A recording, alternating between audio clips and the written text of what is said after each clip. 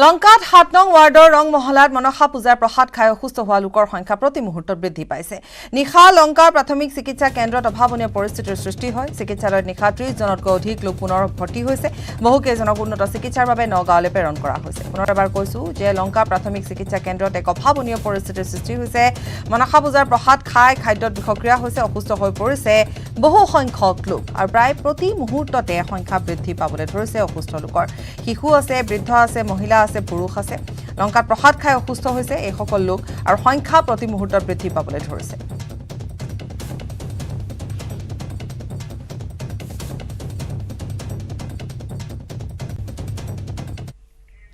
এফালে গৰুৰ চোৰাং সৰবৰাহৰ বিৰুদ্ধে কঠোৰ চৰকাৰ, আনফালে ন কৌশলেৰে চলিছে গৰুৰ চোৰাং বেহা। ধুবুৰীৰ বিভিন্ন ঠাইত গঢ়ি উঠিছে বহিৰাজ্যৰ পৰা অহা গৰু আনলোডিঙৰ চেফ জোন। আলু তথা পাচলি কঢ়িয়াই অনা গাড়ীত গৰু চোৰাং সৰবৰাহ কৰা হৈছে।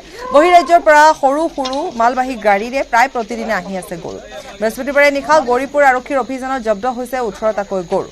গৌৰীপুৰৰ টিয়ামাৰী মাদ্ৰাছা গাঁৱত মেহবুব ৰহমান নামৰ লোকজনৰ ঘৰত অভিযান। মেহবুব ৰহমানৰ ঘৰত গৰুসমূহ নমাই গোপনে বাংলাদেশলৈ চালান দিয়াৰ তথ্য লাভ কৰিছিল আৰক্ষীয়ে। আৰক্ষীয়ে 18টা চোৰাং গৰু জব্দ কৰিলেও পলায়ন কৰে অভিযুক্তই। যি ঘটনাই আৰক্ষীৰ ভূমিকাক লৈ এতিয়া সন্দেহৰ সৃষ্টি কৰিছে। কাৰণ বিভিন্ন সময়ত ধুবুৰীত আৰক্ষীয়ে জব্দ কৰে চোৰাং গৰু, কিন্তু জালত নপৰে চোৰাং সৰবৰাহৰ মাষ্টাৰমাইণ্ড।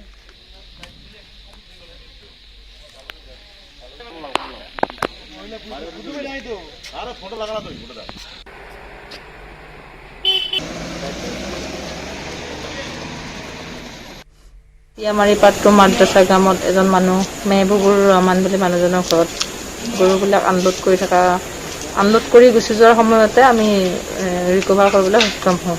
কিমানটা গৰু আছে? মুঠ 18টা গৰু আমি চিজ কৰিছোঁ। গহপুৰত বিকশিত অসমৰ অবিকশিত ছবি। গহপুৰত যাতায়াতৰ নামত নৰক যন্ত্ৰণা ৰাইজৰ। বছৰ বছৰ ধৰি গহপুৰৰ উদাংচি আৰু কুকুৰজান মাজগাঁও ৰাইজৰ নদীৰ বুকুৰে যাতায়াত অব্যাহত আছে। নাই দলং, নাই সুচল বাট পথ। পাহাৰৰ বৰষুণ দিলে উফন্দি উঠে কুকুৰজান নৈ। বন্ধ হৈ পৰে যাতায়াত ব্যৱস্থা। স্কুলীয়া শিক্ষাৰ্থীকে ধৰি ৰোগী অনা নিয়াৰ ক্ষেত্ৰত গাঁওবাসী ভুগি আহিছে সমস্যাত। ইমানৰ পিছতো উক্ত অঞ্চলত ৰাইজৰ সুবিধাৰ্থে নিৰ্মাণ হৈ নুঠিল এখনো পকী অথবা কাঠৰ দলং, যাৰ ফলত এতিয়া গাঁওবাসীয়ে আস্থা হেৰুৱাই পেলাইছে চৰকাৰৰ ওপৰত। পলাশ ফুকনৰ প্ৰতিবেদন আগবঢ়াইছোঁ। হয়, গহপুৰৰ উদাংচি আৰু কুকুৰজান মাজগাঁৱৰ ৰাইজে এতিয়া যাতায়াতত দুৰ্ভোগ ভুগিবলগীয়া হৈছে। এআঁঠু পৰ্যন্ত পানীয়েদি দৈনিক যাতায়াত অব্যাহত ৰাখিবলগীয়া হৈছে। আৰু মই উপস্থিত আছোঁ কুকুৰজান মাজগাঁৱত। মোৰ সতীৰ্থই দেখাব এনেদৰে এয়া দৃশ্য। কোলাত কণমানি লৈ যাতায়াত অব্যাহত ৰাখিবলগীয়া হয়। বছৰ বছৰ ধৰি একেই সমস্যা ভোগ কৰি আহিছে দুইখন গাঁৱৰ ৰাইজে। কুকুৰজান নৈৰ ওপৰেদি এনেদৰে তেওঁলোকে যাতায়াত অব্যাহত ৰাখিবলগীয়া হয়। আৰু যেতিয়া বিশেষকৈ বৰষুণ আহে তেতিয়া ইয়াৰ ওপৰে যাতায়াত বন্ধ হৈ পৰে, কাৰণ পানী এআঁঠু পৰ্যন্ত এককাল পৰ্যন্ত ইয়াত পানী হয়। বছৰ বছৰ ধৰি কিন্তু এনেদৰে দুৰ্ভোগ ভুগি যাতায়াত অব্যাহত ৰাখিবলগীয়া হৈছে ইয়াৰ গাঁওবাসীয়ে। স্থানীয় ব্যক্তি আছে, আমি জানিব বিচাৰিম। দাদা কওকচোন, কেনেকুৱা ধৰণৰ সমস্যাৰ সৃষ্টি হয় আপোনালোকৰ? ইয়াত পানীৰ সমস্যা বহুত। কেলেকি পানী হৈ গ'লে আমি নৈখন পাৰ হ'ব নোৱাৰে, স্কুলীয়া ল'ৰা ছোৱালী যাব নোৱাৰে, কিছুমান সময়মতে যাব নোৱাৰিলে আকৌ ইয়াৰ পৰা ঘূৰি যায় সিহঁতে স্কুলীয়া ল'ৰা ছোৱালীয়ে। এইখন নদীৰ কাৰণে মানে এতিয়া আমাৰ কিছুমান বেমাৰ আজাৰ ৰাতি হ'লে মানে অসুবিধা হয়। ৰাতি যেতিয়া বেমাৰ আজাৰ হৈ যায় তেতিয়া এম্বুলেঞ্চো নাহে। এতিয়া ইয়াৰ পৰা মানে চাইকেলে নাইবা ঠেলাৰে নিবলগীয়া হয় বৰপুখুৰীলৈ। কিমান বছৰ হ'ল এনেকুৱা সমস্যা? এতিয়া এইটো সমস্যা মানে বহুত বছৰ হৈ গ'ল। এতিয়া খোৱা পানীৰ ক্ষেত্ৰত কেনেকুৱা? খোৱা পানীৰো অসুবিধা আছে। কেলেকি যদিহে এইটো চৰকাৰে আমাক দলংখন দিয়ে তো আমি নিশ্চয় আনন্দিত হ'ম। নিশ্চয়কৈ আচলতে যথেষ্ট সমস্যা আছে এই গাঁও দুখনত, আৰু বছৰ বছৰ ধৰি তেওঁলোক এনেদৰে যাতায়াতত দুৰ্ভোগ ভুগি থাকিবলগীয়া হয়। আৰু বিশেষকৈ নিশাৰ ভাগত যেতিয়া কোনো লোক ৰোগত আক্ৰান্ত হয়, চিকিৎসালয়লৈ নিবলৈ তেওঁলোকৰ অসুবিধা হয় আৰু পানী বাঢ়িলে তেওঁলোকৰ যাতায়াত বন্ধ হৈ পৰে। সেয়ে এতিয়া স্থানীয় ৰাইজে চৰকাৰী পক্ষক আচলতে আহ্বান জনাইছে যাতে অতি সোনকালে উন্নত প্ৰযুক্তিৰে ইয়াত এখন পকী দলঙৰ ব্যৱস্থা কৰি যাতায়াতৰ বাবে সুচল কৰি তোলে। ৰাজ্যৰ সীমা সমস্যাক লৈ বালিসত্ৰত আছুৰ সভাপতি দীপাংকৰ কুমাৰ নাথৰ প্ৰতিক্ৰিয়া অসমৰ সীমাসমূহ পূৰ্বৰ চৰকাৰসমূহে নিৰাপদে নৰখাৰ বাবে আজি চুবুৰীয়া ৰাজ্যসমূহে অসমৰ মাটি দখল কৰিবলৈ সক্ষম হৈছে মাটি দখলক লৈ হোৱা টনা আজোৰাত শেহতীয়াকৈ অসম পুলিচৰ 6গৰাকীকৈ লোকৰ প্ৰাণহানি হ'ল এই বিষয়টো সন্দৰ্ভত ৰাজ্য চৰকাৰৰ যথেষ্ট কৰণীয় আছে ৰাজ্য চৰকাৰে কেন্দ্ৰীয় চৰকাৰৰ জৰিয়তে অসমৰ ৰাইজক ন্যায় প্ৰদানৰ ব্যৱস্থা কৰিব লাগে আনহাতে মূল্য বৃদ্ধি সম্পৰ্কে মন্তব্য প্ৰদান কৰি সভাপতিগৰাকীয়ে কয় যে যদিও কেন্দ্ৰীয় চৰকাৰে অত্যাৱশ্যকীয় সামগ্ৰীৰ তালিকাখন সলনি কৰিছে সৰ্বসাধাৰণে কিন্তু এতিয়াও সেই সামগ্ৰীসমূহক অত্যাৱশ্যকীয় সামগ্ৰী হিচাপে কিনি আছে আৰু এই সামগ্ৰীসমূহৰ মূল্য বৃদ্ধি ৰোধৰ ক্ষেত্ৰত যোগান বিভাগ সম্পূৰ্ণৰূপে বিফল হৈছে অনাগত দিনত বিভাগটো সক্ৰিয় হ'বলৈ হকিয়াই দিয়া আছুৰ সভাপতিগৰাকী সমস্যা যেহেতু বৰাক ভেলীৰ অন্তৰ্গত দুখন জিলাক বিশেষকৈ সামৰি আছে এই দুখন জিলাৰ লগত সংলগ্ন যিখিনি সীমা সেইখিনি প্ৰথমৰ পৰা প্ৰটেক্টেড কৰি নৰখাৰ বাবে বা অসমৰ ইয়াৰ আগৰ চৰকাৰসমূহে নিৰাপদভাৱে নৰখাৰ বাবে আজি তেওঁলোকে আহি অসমৰ মাটিত তেওঁলোকে বিভিন্ন খেতি বাতি কৰিছে বিভিন্ন ঠাইত ঘৰ বান্ধিছে তেওঁলোকৰ অফিচিয়েলছ কিছুমানো আহি পেলাই তেওঁলোক অফিচ দখল কৰিও আমাৰ মাটিৰ সীমা দখল কৰিছে কেন্দ্ৰীয় চৰকাৰে উচিতভাৱে এই বিষয়টোত অসমক বা অসমৰ জনসাধাৰণক এটা ন্যায় দিয়াটো উচিত মূল্য বৃদ্ধিয়ে অসমৰ সাধাৰণ শ্ৰেণীৰ জনতাক কোঙা কৰিছে কেন্দ্ৰীয় চৰকাৰে অত্যাৱশ্যকীয় সামগ্ৰীৰ লিষ্টখন সলনি কৰিছে বা লিষ্টখন এইবোৰ অত্যাৱশ্যকীয় সামগ্ৰী নহয় বুলি কৈ ব্যাখ্যা দিছে কিন্তু আমি এতিয়াও সেইবোৰ অত্যাৱশ্যকীয় সামগ্ৰী হিচাপে আমি ব্যৱহাৰ কৰি আছোঁ অসম চৰকাৰৰ এটা ব্যাগম বিভাগ আছে যোগান বিভাগটোৱে এই সকলো কথা নিয়ন্ত্ৰণ কৰিব লাগে আৰু যিবোৰ অসাধু চক্ৰই বা অসাধু ব্যৱসায়ীয়ে এই মূল্য বৃদ্ধি এনেকুৱা সুযোগ লৈ পেলাই তেওঁলোকে মূল্য বৃদ্ধি কৰে সেইসকলক উচিত শাস্তি দিব লাগে বাক্সাৰ তামুলপুৰৰ মাজেৰে বৈ যোৱা পাগলাদিয়া নদীৰ প্ৰবল গৰা খহনীয়া পাগলাদিয়া নৈৰ খহনীয়াই তীব্ৰ ভাবুকিৰ সৃষ্টি কৰিছে নৈপৰীয়া ৰাইজৰ বছৰ বছৰ ধৰি তামুলপুৰ মহকুমাৰ অন্তৰ্গত চাপাতল আৰু বৰবিলাত গাঁৱত অব্যাহত আছে পাগলাদিয়া নদীৰ খহনীয়া ইতিমধ্যে পাগলাদিয়া নদীৰ খহনীয়াত বৰবিলা চাপাতল গাঁৱৰ অৰ্ধশতাধিক লোকৰ ঘৰবাৰী আৰু কৃষিভূমি জাহ গৈছে এইবাৰ পাগলাদিয়া নদীৰ খহনীয়াৰ 20টা পৰিয়ালৰ ভেটি মাটি নৈৰ বুকু দূষণ হোৱাত অঞ্চলটোৰ ৰাইজৰ মাজত আতংকৰ সৃষ্টি হৈছে সম্প্ৰতি নৈখনৰ প্ৰবল সোঁত আৰু খহনীয়াই চাপাতল গাঁৱলৈ তীব্ৰ ভাবুকি কঢ়িয়াই আনিছে বিভাগীয় কৰ্তৃপক্ষই ব্যৱস্থা গ্ৰহণ নকৰিলে বহু পৰিয়ালৰ ঘৰ মাটি নদীত জাহ যাব পাৰে বৰ্তমান সময়লৈকে 7টাতকৈও অধিক পৰিয়ালৰ ঘৰ মাটি নদীত জাহ যোৱাৰ উপক্ৰম হৈছে যাৰ বাবে চকুৰ সন্মুখতে নিজৰ ভেটি মাটি উচন হ'বলৈ লোৱাত মূৰে কপালে হাত দিছে চাপাতল অঞ্চলৰ ৰাইজে সেয়েহে স্থানীয় ৰাইজে শীঘ্ৰে ৰাজ্য চৰকাৰৰ জলসম্পদ বিভাগক বিজ্ঞানসন্মতভাৱে নদীখনৰ গৰা খহনীয়া ৰোধ কৰি বৃহত্তৰ অঞ্চলটি নদীৰ বুকুত হেৰাই যোৱাৰ পৰা উদ্ধাৰ কৰিবলৈ অনুৰোধ জনাইছে এই চাপাতল গাঁৱৰ যি গৰাখহনীয়াৰ যি সমস্যা ইতিমধ্যে এই চাপাতল গাঁৱৰ পৰা গৰাখহনীয়াৰ কবলত পৰি প্ৰায় 20টাকৈ পৰিয়াল এই গৰাখহনীয়াৰ ফলত ঘৰবাৰী ভাঙি পেলাইছে তেখেতসকলৰ বৰ্তমান যাবলগীয়া জাগা নাই ক'ত যাব কি কৰিব কি নকৰিব এই ক্ষেত্ৰত বিভাগীয় কোনো ধৰণৰ কোনো এটা কৰ্তৃপক্ষই আহি ইয়াত কোনো ধৰণৰ পৰিস্থিতিৰ বুজ লোৱা নাই খা খবৰ একো লোৱা নাই গতিকে একেখন পাগলদিয়াই বৰবিলা গাঁৱৰ 26টাকৈ পৰিয়ালৰ ঘৰ ইতিমধ্যে ভাঙি পেলাইছে খবৰ পবিত্ৰ ভাদ মাহত ৰাজ্যৰ নামঘৰে হৰিনামৰ ধ্বনি উঠিছে যদিও কোভিডক লৈ ৰাজ্য চৰকাৰৰ সমাগমৰ ক্ষেত্ৰত কিছু নিষেধাজ্ঞা আছে তথাপিও কিন্তু পৰম্পৰা ৰক্ষা কৰি চলিছে সীমিত সংখ্যক ভকতৰে পুৱা গধূলি গুৰু দুজনাৰ সৃষ্টিৰাজী গুণানুকীৰ্তনত এতিয়া আধ্যাত্মিকতা বিৰাজ কৰিছে গাঁৱে গাঁৱে যোৰহাটৰ মহিমণ্ডিত মইনাপৰীয়া নামঘৰতো পুৱাৰ নাম প্ৰসংগই মুখৰিত কৰি তুলিছে আগবঢ়াইছো দিগন্ত প্ৰতিবেদন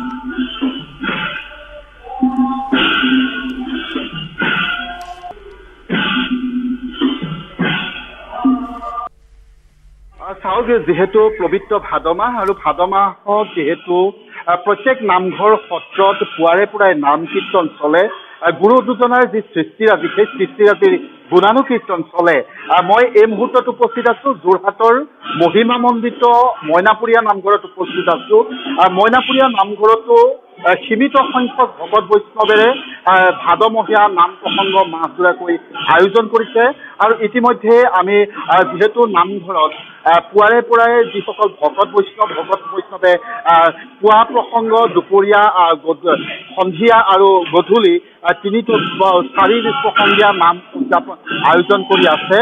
ইতিমধ্যে ইয়াতে নাম প্ৰসংগ চলি আছে। প্ৰথমতে সেৱা ধৰিছোঁ, যিহেতু নাম প্ৰসংগ চলি আছে, কেনেকুৱা ধৰণে এইবাৰ আপোনালোকৰ এই মাহজোৰা কাৰ্যসূচী উদযাপনৰ পৰিকল্পনা কৰিছে? হয়, ধন্যবাদ। নিউজ 18ৰ কৰ্মকৰ্তাসকলক ধন্যবাদ জ্ঞাপন কৰিছোঁ। মইনাপৰীয়া নামঘৰত ইমান দিন যিটো বন্ধ হৈ আছিলে, এতিয়া ডাৱৰ আঁতৰি নতুন সূৰ্য ওলোৱা নিচিনা আমাৰ শিৰৰ মুকুট আজি নামঘৰটো যেতিয়া খুলি দিলে, কালিৰ পৰা এটা উৎসৱমুখৰ পৰিৱেশৰ সৃষ্টি হৈছে। আৰু চৰকাৰে যিটো তেওঁলোকে SOP প্ৰকাশ কৰিছে, আমি তেওঁলোকৰ SOP সম্পূৰ্ণ আমি মানে কৰি তেওঁলোকৰ মতে আমি নামঘৰৰ এই নামষাৰ আয়োজন কৰিছোঁ। 1 মিটাৰ আঁতৰৰ যিটো কৈছে, আৰু ক'ভিড টেষ্টৰ যিটো ক'ভিড পৰীক্ষা কৰা যিসকল সোমাবলৈ দিয়ে, আমি মানে অনুমান কৰিছোঁ প্ৰায়খিনিয়ে লৈছে, কিন্তু সেইটো পৰীক্ষা কৰিবলৈ অলপ অসুবিধা। কিন্তু আমি ৰাইজক কৈছোঁ যে আপোনালোকে নিজে সজাগ হওক, সজাগ হৈ চৰকাৰে যিটো নিয়ম বান্ধি দিছে সেই নিয়ম নীতিৰ মতে যদি চলে, আমাৰ নামঘৰ সুকলমে চলিব আৰু কোনো অপায় অমংগল নোহোৱাকৈ আমি চলিব পাৰিম। ৰঙিয়াৰ বালাগাঁৱত ড্ৰাগছ বিক্ৰী কৰি থকা অৱস্থাত হাতে লোটে গ্ৰেপ্তাৰ হৈছে ড্ৰাগছ ব্যৱসায়ী। ধৃত ড্ৰাগছ ব্যৱসায়ীটোৰ পৰা জব্দ হৈছে 12টাকৈ ড্ৰাগছ ভৰ্তি কণ্টেইনাৰ আৰু এখন স্কুটি। ধৃত ব্যৱসায়ীটোৰ হৈছে ৰঙিয়াৰ উদিয়ানাৰ আইনুল আলী। গোপন খবৰৰ ভিত্তিত ৰঙিয়াৰ 31 নং ৰাষ্ট্ৰীয় ঘাইপথৰ বালাগাঁৱৰ পৰা কৰায়ত্ব কৰে ড্ৰাগছ ব্যৱসায়ীটোক। জব্দকৃত ড্ৰাগছখিনিৰ বজাৰ মূল্য প্ৰায় 12,000 টকা।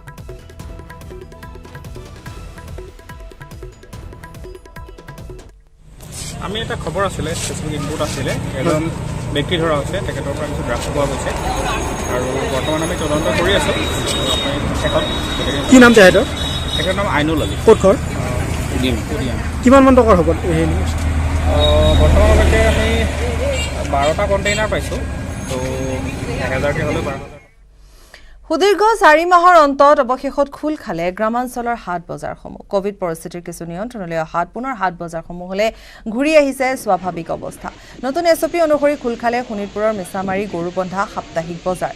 কোভিড প্ৰটকল মানি ব্যৱসায়ৰ বাবে ওলাই আহিল ক্ষুদ্ৰ ব্যৱসায়ীসকল। বজাৰ সেৰেঙা যদিও এইসকল ক্ষুদ্ৰ ব্যৱসায়ীৰ মাজত কিছু আশাৰ সঞ্চাৰ হৈছে, কিয়নো কিছুদিনৰ পিছতে আৰম্ভ হ'ব উৎসৱ পাৰ্বণসমূহ। সেয়েহে এতিয়া ব্যৱসায় আশাব্যঞ্জক নহ'লেও কিছুদিনৰ পিছত বজাৰলৈ গ্ৰাহক আহিব বুলি আশা প্ৰকাশ কৰিছে ব্যৱসায়ীসকলে। আগবঢ়াইছো হৰেণ ভূমিজৰ প্ৰতিবেদন। মই বৰ্তমান উপস্থিত আছোঁ শোণিতপুৰ জিলাৰ মিছামাৰীৰ গৰুবন্ধাৰ যি সাপ্তাহিক বজাৰ, এই সাপ্তাহিক বজাৰখন 4 মাহৰ পিছত আজি আচলতে এই বজাৰখন খুলি দিয়াত ব্যৱসায়ীসকলৰ লগতে গ্ৰাহকসকল আচলতে বজাৰ সমাৰ কৰিবলৈ ইয়াত আহিছে। ব্যৱসায়ীসকলেও ব্যৱসায় কৰিব আহিছে। পোনে পোনে সেই দৃশ্য আমি দেখুৱাম। আচলতে 4 মাহৰ পিছত মিছামাৰীৰ যি গৰুবন্ধা সাপ্তাহিক বজাৰ আছে, এই সাপ্তাহিক বজাৰখন এনেধৰণে খুলি দিয়াত ব্যৱসায়ীসকলে আচলতে বহু আশাৰে তেওঁলোকে ব্যৱসায় বাণিজ্য কৰিবলৈ আহিছে, কিয়নো 4 মাহ ধৰি এই যি সাপ্তাহিক বজাৰখন আচলতে বন্ধ হৈ আছিলে কোভিড পৰিস্থিতিৰ ফলত। আৰু 4 মাহৰ পিছত এই বজাৰখন এতিয়া শেহতীয়াকৈ চৰকাৰী যি নীতি নিৰ্দেশনা অনুসৰি খুলি দিয়াত ব্যৱসায়ীসকলৰ মাজত কিছু আশাৰ সঞ্চাৰ হৈছে। মই কথা পাতিব চেষ্টা কৰিম। এগৰাকী ব্যৱসায়ী আছে তথা সদৌ অসম সাপ্তাহিক বজাৰ ব্যৱসায়ী সমিতিৰ বিষয়ববীয়া আছে, আমি তেখেতৰ সৈতে জানিব চেষ্টা কৰিম। কি ক'ব, 4 মাহৰ পিছত আপোনালোকৰ বজাৰ খুলি দিয়া হৈছে? 4 মাহ মূৰত আজি যে বজাৰ কৰিব পাৰিছোঁ, এইকাৰণে আমি চৰকাৰে যে কিছু শিথিল কৰাৰ ভাৱে আমি আজি বজাৰখিনি কৰিব পাৰিছোঁ। আৰু তাৰ ভাৱে আমি চৰকাৰক নথৈ মানে কি আমি বহুতে ধন্যবাদ দি আছোঁ চৰকাৰে এই পদক্ষেপ লোৱা, যে এই গৰীব দুখীয়া মানুহ বা ক্ষুদ্ৰ ব্যৱসায়ীৰ প্ৰতি লক্ষ্য ৰাখি যে কিছুমান শিথিল কৰিছে, তাৰ বাবে যে আমি সাপ্তাহিক বজাৰ কৰিব পাৰিছোঁ, তাৰ কাৰণে চৰকাৰক আমি ধন্যবাদ দিছোঁ। আৰু তাৰ লগত এটা কথা ক'ব বিচাৰিছোঁ যে যদিও আমি খুলিছোঁ, কিন্তু বহুত দোকানী এই 4 মাহৰ অৱস্থাত কিন্তু তেখেতৰ পৰিস্থিতি কাপোৰৰ ব্যৱসা বাণিজ্যৰ যে বয় বস্তুখিনি সবই নাইকিয়া হৈ গৈছে। আগন্তুক দিনত যে পূজা আছে, পূজা কৰিব হ'লে চৰকাৰে যদি আৰ্থিক পেকেজ নিদিয়ে, তে অসমৰ বৃহত্তৰ অসমৰ কিন্তু ক্ষুদ্ৰ ব্যৱসায়ীহঁতে ব্যৱসা কৰিব নোৱাৰিব। তো অনতিপলমে আমি কৈছোঁ, চৰকাৰে আহ্বান কৰিছোঁ আপোনালোকৰ জৰিয়তে, যাতে আমাৰ এই ক্ষুদ্ৰ ব্যৱসায়ীৰ কাৰণে, অসমৰ ক্ষুদ্ৰ ব্যৱসায়ীৰ কাৰণে যেন আৰ্থিক পেকেজ দিয়ে ব্যৱসায় চলাই ল'বৰ কাৰণে, ঘৰটো পোহপাল দিবৰ কাৰণে। তাৰ ভাৱে আমি বিশেষকৈ চৰকাৰক সদৌ অসম সাপ্তাহিক বজাৰৰ মই মুখ্য কাৰ্যবাহী হিচাপত প্ৰদীপ ছায়া আপোনাক জৰিয়তে আমি চৰকাৰক আকৌ একবাৰ ধন্যবাদ দিছোঁ, যে আগন্তুক দিনে চৰকাৰে যাতে আমাক মানে আৰ্থিক পেকেজ দি আমাৰ যেন ক্ষুদ্ৰ ব্যৱসায়ীক যেন চলাই নিব। ৰূপহীহাটত আৰক্ষীৰ সৈতে হতাহতিত লিপ্ত হৈছে একাংশ লোক ডকাইতিৰ সৈতে জড়িত থকা অভিযুক্ত আটক কৰিবলৈ যোৱা আৰক্ষীক বাধা দিয়ে একাংশ লোকে ইমানেই নহয় অসামৰিক পোছাকত যোৱা এজন আৰক্ষীক ঠেলা মাৰি গটিয়াই দিয়ে উল্লেখযোগ্য যে যোৱা বুধবাৰে ৰূপহীহাটৰ বৰতলত দিন দুপৰতে 6জনীয়া ডকাইতৰ দলে মিঠাতেল ভৰ্তি মেজিক গাড়ী আগভেটি পিষ্টল দেখুৱাই লুটি নিছিল 5 লাখ টকা ডকাইতি তথা কেইবাটাও গোচৰত অভিযুক্ত আব্দুল শহীদ আৰু জাহাংগীৰ শিঙিমাৰী বজাৰত থকাৰ সম্ভেদ পাই আটক কৰিবলৈ গৈছিল আৰক্ষী অৱশেষত আৰক্ষীয়ে বাধা নেওচি 2 অভিযুক্তক আটক কৰি থানালৈ আনিবলৈ সক্ষম হয় আৰক্ষীয়ে ডকাইতিৰ গোচৰত অভিযুক্ত জাহাংগীৰৰ পৰা 47,000 আৰু চাহিদৰ পৰা 4,000 টকা উদ্ধাৰ কৰিছে ডকাইতিৰ ঘটনাত জড়িত থকা আন 4 অভিযুক্তৰ লগতে ডকাইতিত ব্যৱহাৰ কৰা পিষ্টল উদ্ধাৰৰ বাবে অভিযান অব্যাহত ৰাখিছে আৰক্ষীয়ে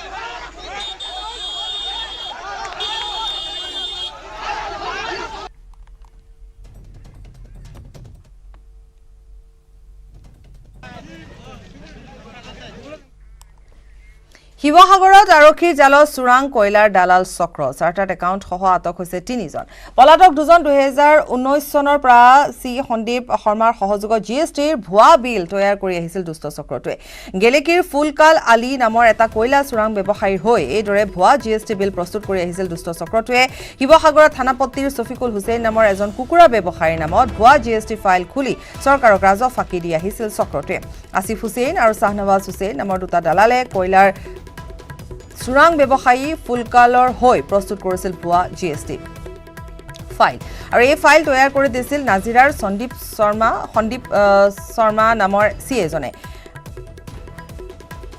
আৰু তাৰ পিছতে যেহেতু এটা চক্ৰই 1 কোটিৰো অধিক টকা ৰাজহ ফাঁকি দিছিল বুলি জানিব পৰা গৈছে আৰু আজি ছফিকুল হুছেইনক আয়কৰ বিভাগে জেৰা কৰাত পোহৰলৈ আহিছে সমগ্ৰ জালিয়াতিৰ তথ্য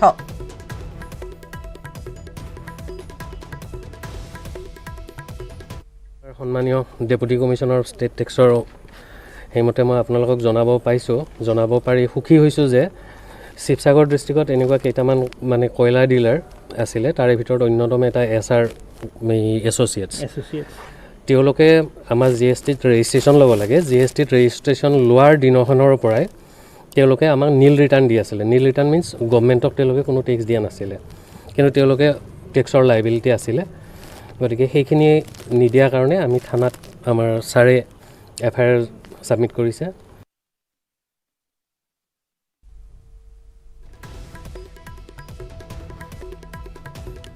আৰু পুনৰবাৰ কৈছোঁ এই ঘটনা সংঘটিত হৈছে জালিয়াতিৰ ঘটনা সংঘটিত হৈছে শিৱসাগৰত আৰু তাৰোপৰি বিশেষভাৱে আমি ইতিমধ্যে জনাইছোঁৱেই যে কেনেধৰণে এই ঘটনা সংঘটিত হৈছে কেনেধৰণে শিৱসাগৰত চোৰাং কয়লাৰ দালাল চক্ৰ জালত পৰিছে চাৰ্টাৰ্ড একাউণ্ট সহ আটক হৈছে 3জন পলাতক হৈ আছে এতিয়াও 2জন 2019 চনৰ পৰা CA সন্দীপ শৰ্মাৰ সহযোগত জিএছটিৰ ভুৱা বিল তৈয়াৰ কৰি আহিছিল দুষ্ট চক্ৰটোৱে আৰু গেলেকীৰ ফুলকাল আলী নামৰ এটা কয়লা চোৰাং ব্যৱসায়ীৰ হৈ এইদৰে ভুৱা জিএছটিৰ বিল প্ৰস্তুত কৰি আহিছিল দুষ্ট চক্ৰটোৱে ইতিমধ্যে আৰক্ষীৰ জালত পৰিছে এই দুষ্ট চক্ৰটো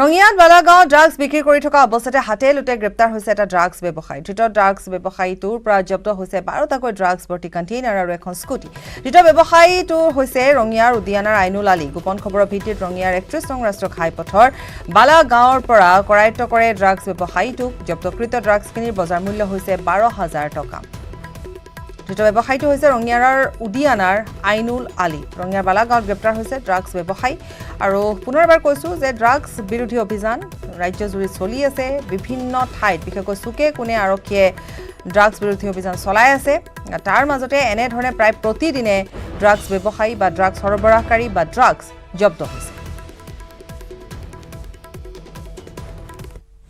আমি এটা খবৰ আছিলে স্পেচিফিক ইনপুট আছিলে এজন ব্যক্তি ধৰা হৈছে তেখেতৰ পৰা কিছু ড্ৰাগছ পোৱা গৈছে আৰু বৰ্তমান আমি তদন্ত কৰি আছোঁ কি নাম তেখেতৰ তেখেতৰ নাম আইনুল আলী ক'ত ঘৰ কিমানমান টকাৰ হ'ব বৰ্তমানলৈকে আমি 12টা কণ্টেইনাৰ পাইছোঁ তো 1000কৈ হ'লেও 12,000 টকা